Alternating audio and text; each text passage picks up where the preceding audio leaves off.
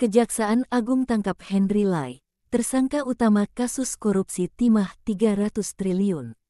Jakarta, tanggal 18 November tahun 2024 Kejaksaan Agung, Kejagung, berhasil menangkap Henry Lai, salah satu tersangka utama dalam kasus korupsi pengelolaan timah yang diduga merugikan negara hingga 300 triliun rupiah.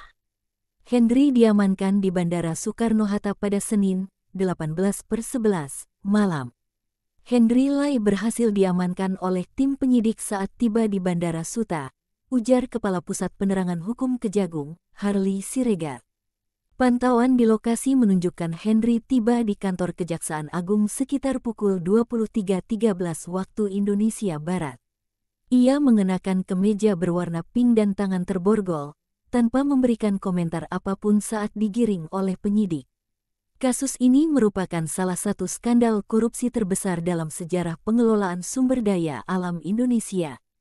Berdasarkan keterangan sementara, modus operandi melibatkan pembelian biji timah ilegal oleh PT Timah Terbuka dari perusahaan-perusahaan tambang yang tidak memiliki izin resmi. Selain itu, kerugian negara juga timbul dari pembelian smelter dengan harga tidak wajar, kerusakan lingkungan, serta dugaan keterlibatan sejumlah pejabat dan pengusaha. Henry Lai, yang juga menjabat sebagai petinggi PT Tinindo Internusa, diduga membentuk perusahaan-perusahaan boneka untuk menyamarkan aktivitas tambang ilegal. Bersama adiknya, Fandi Lingga, mereka disebut mendapatkan keuntungan pribadi hingga 1 triliun rupiah dari operasi ini.